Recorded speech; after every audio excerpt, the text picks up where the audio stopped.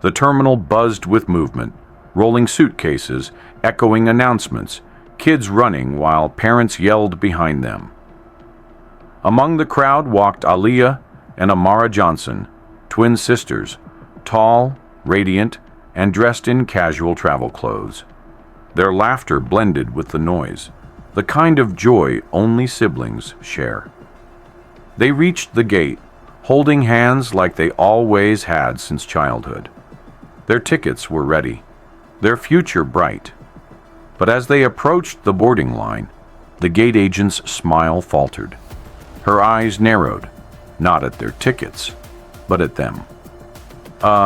Sorry, there seems to be an issue," she said flatly, sliding their passes back. Amara frowned. "Issue? What kind of issue? These are confirmed seats." The woman's voice turned sharper. "Not anymore. You two need to step aside." Passengers glanced, whispering. The line behind them stalled. Aaliyah's chest tightened. "Wait, why? We paid for our tickets. We checked in." The agent's lips curled into something colder than a smirk. "You people always think rules don't apply to you?" The sisters froze. The words stung deeper than any delay ever could. Sometimes the walls of prejudice aren't built with bricks, but with words. And those words cut deeper than steel. The crowd shifted uncomfortably, some pretending not to hear, others pulling out phones to record.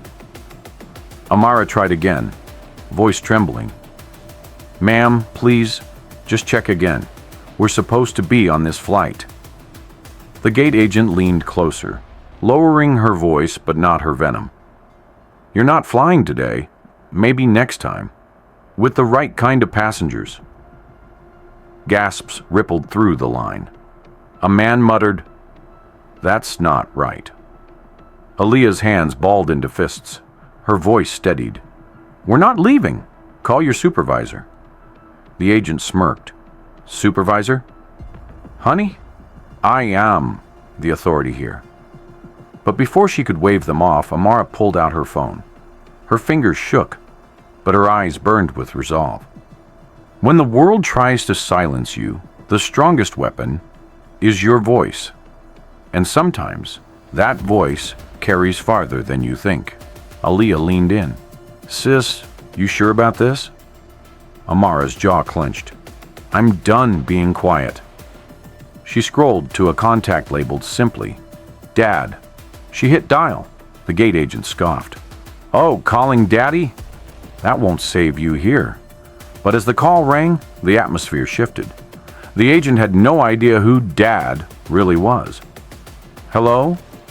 The deep voice on the line was calm, commanding. "Daddy!" Amara's voice cracked. "They won't let us board. They said we don't belong here." Silence.